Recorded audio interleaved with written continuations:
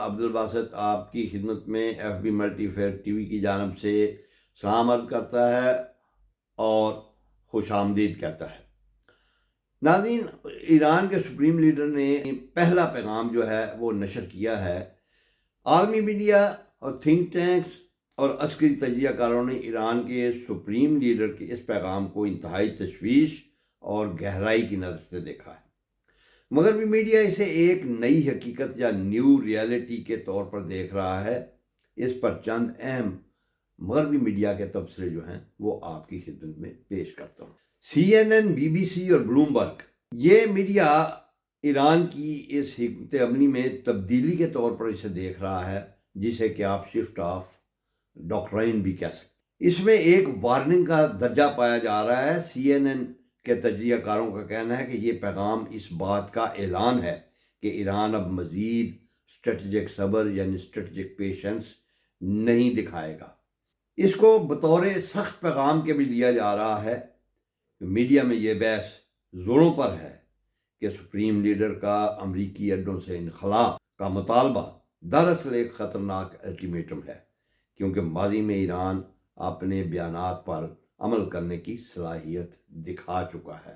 Strategic اور عسکری think tanks جو ہیں، ان میں institute for the study of war, اس ادارے نے اپنے تبصرے میں لکھا ہے کہ ایران نے اب اپنی پراکسی جنگ کو براہ راست امریکی موجودگی کے خلاف رخ دے دیا ہے۔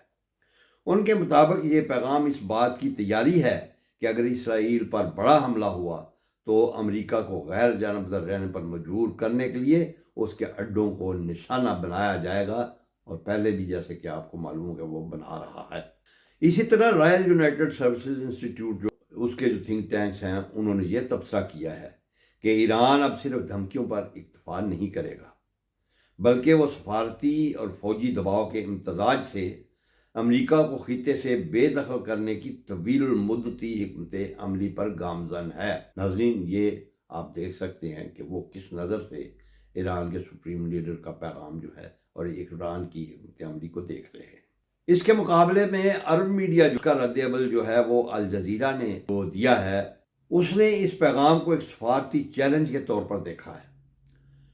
اس نے اس پیغام کو خلیجی ممالک کے لیے ایک انتباہی گھنٹی یعنی ویک اپ کال قرار دیا ہے۔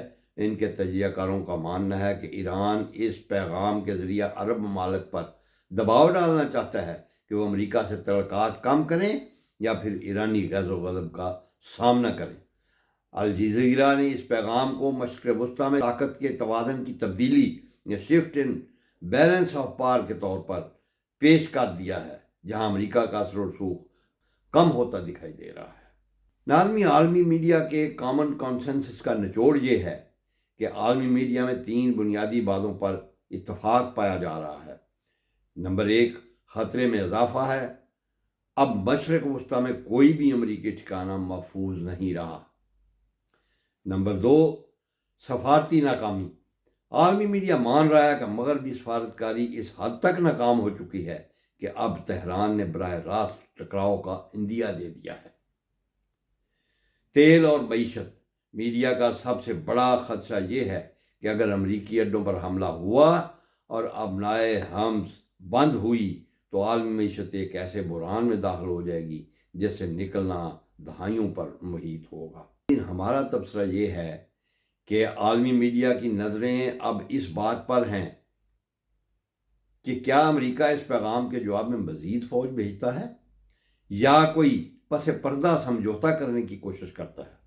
لیکن ایک بات واضح ہے کہ سپریم لیڈر کے اس پیغام نے خطے کے تمام اسٹیک ہولڈرز کے لیے اسٹیٹس کو ختم کر ایران کا الٹیمیٹم اور عالمی میڈیا کے لیے ایک چیلنج ہے کہ وہ اس کی کیا انٹرپریٹیشن کرتے ہیں، اور امریکی محکمے جو ہیں اور امریکی سفارتکار اور امریکی لیڈرز جو ہیں اور اس کے ساتھ یورپی لیڈرز اور اسرائیل اس کو کس نظر سے دیکھتا ہے۔ کیا ایران نے مشرق وسطیٰ میں امریکی بالادستی کے خاتمے کا اعلان کر دیا ہے؟ سپریم لیڈر کے حالیہ پیغام نے عالمی میڈیا اور پینٹاگون میں ہلچل میں CNN، BBC اسے ایک نئی حقیقت قرار دے رہے ہیں۔ اسٹریٹجک تھنک ٹینکس کا ماننا ہے کہ یہ صرف الفاظ نہیں بلکہ ایک باقاعدہ جنگی حکمت عملی ہے۔ ایران اب صبر کی پالیسی ترک کر چکا ہے۔ عرب میڈیا اسے خلیجی ممالک کے لیے خطرناک انتباہ کہہ رہا ہے، کیونکہ اب خطے میں موجود کوئی بھی امریکی اڈا محفوظ نہیں۔ عالمی میڈیا خاص طور پر CNN، BBC اسے ایک نئی حقیقت قرار دے چکے ہیں۔ اب سوال یہ ہے کہ کیا امریکہ اس پیغام کے بعد اپنے اڈے خالی کرے گا، یا یہ خطہ ایک ایسی جنگ میں دھکیلا جائے گا جس کا اختتام کسی کو معلوم نہیں؟